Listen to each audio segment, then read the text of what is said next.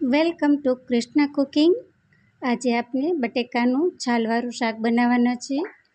3 થી 4 ચમચી તેલ મૂકી દીધું છે મેં. તેલમાં પહેલાં આપણે રાઈ નાખી દઈશું.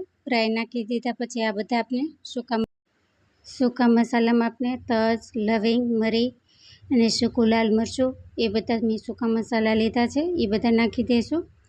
પછી સૂકા મસાલા નાખી દીધા પછી આપણે હિંગ નાખશું અને મેં પછી આદું, મરચું અને ટમેટું એ ત્રણેય સુધારેલું રાખેલું હતું એ નાખીશું.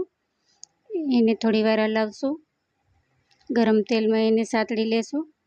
સાતળી લીધા પછી મેં બટેકા ધોઈ અને છાલવાળા સુધારી લીધેલા છે એ નાખીશું.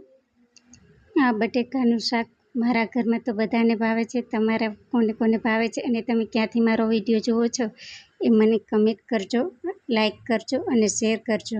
અને આ નાખી દીધા પછી આને તેલમાં થોડી વાર સાતળી લેવાનું છે. તેમાં તાપેજ રાખવાનું છે અને સતળાઈ જાય પછી આપણે એક વાટકામાં લાલ મરચું પાવડર, હળદર અને થોડુંક નમક લેશું. અને નમક નાખી દીધા પછી આપણે એમાં થોડું પાણી નાખશું. થોડું પાણી નાખી દીધા પછી આપણે એમાં થોડું તેલ નાખશું.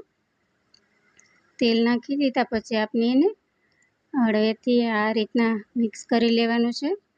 આ મિક્સ થઈ જાય એટલે આપણે આ મિક્સરને તેલની અંદર શાક વઘારેલું છે એમાં નાખવાનું છે. આનાથી શાકનો રસો ઘાટો થાય છે અને તેલવાળું દેખાય છે શાક અને ટેસ્ટી પણ બને છે.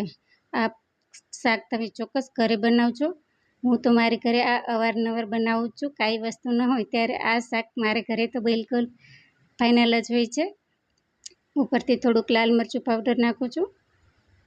મીઠું સ્વાદ અનુસાર નાખવાનું અને અડધો ગ્લાસ પાણી નાખવાનું. અડધો ગ્લાસ પાણી નાખી દીધા પછી આ જ રીતના થોડીવાર ખુલ્લું ચડવા દેવાનું છે. એમને આ રીતના હલાવીને જ્યાં સુધી શાક અને તેલનું પાણી ગરમ ન થાય ત્યાં સુધી આ રીતના ખુલ્લું રાખીને જ આપણે આ શાક ચોળવશું. અને તમે મારો વિડીયો ક્યાંથી જુઓ છો અને મારા વિડીયોને લાઈક કરજો, શેર કરજો અને સબસ્ક્રાઈબ કરજો. Thank you. Follow me.